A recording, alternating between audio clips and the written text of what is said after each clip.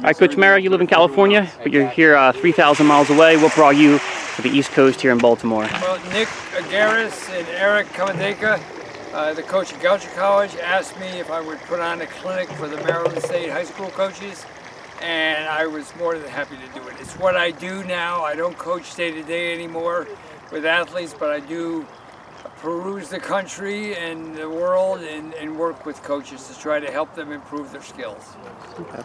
And when you set up a program for a clinic, a discussion, anything like that, what are some things that you put, or what are some things that are really important to you as you go down the list of things that you want to tell coaches? The most important thing a coach should focus on, whether you're coaching with the elite level or just down to the beginners at the junior high school or what have you level, are the fundamentals. The fundamentals don't change for anyone along the line.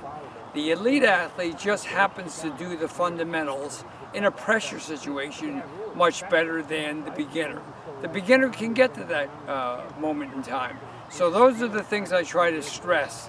And dialing back on the fundamentals, it all starts on the initial movement on the part of the skill. So that if the initial movement is correct, then at least you have a chance to complete the skill correctly. If it's incorrect, then there's a problem. So I put a focus on teaching the skills, understanding what the demands of the skills are, the events, and then showing how to start and carry on the runway or approach or what have you. Okay. Now, what do you see as the role of a coach? The role of a coach is to be a leader, to be a teacher. You're a teacher in track and field way before you are a quote coach in track and field. You have to teach the skills. In the United States, people grow up football, basketball, baseball. They don't grow up throwing a shot put in their backyard or high jumping in their backyard, not many of them anyway. So you have to teach the skills, and you can't teach something unless you understand something.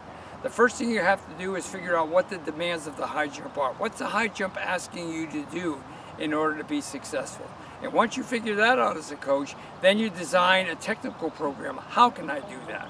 And then you design a program, how can I teach that and communicate that to the athlete I'm working with? Yeah, so the fundamentals, it seems pretty easy, basic, basketball, dribbling or rebounding, something like that. Track, we went over sprint mechanics. But why do so many coaches kind of miss the fundamentals? I really can't answer that. I don't know why they miss the fundamentals, because if I bring my car in to an auto mechanic and it's not running well, and I don't know anything about cars, but I know it's not running well, I give it to the auto mechanic guy and he goes through every part of it and says, this is your problem. Your carburetor's dirty or your fuel filter's plugged or something. He figures it out. Then from there, he can fix it. And that's exactly what a coach should do. They should be able to look at an athlete, see what he or she is doing, find out where the problem area is, dial the event backwards to where that problem began and fix that part. That's what a coach should do. I coached athletes from this level at junior high school, grade school, junior high school, all the way to the Olympic game level and so on. Nothing's changed. The vocabulary is maybe a little bit more rudimentary to the individual athlete, but they're all fundamentals. You try as best you can as a coach to make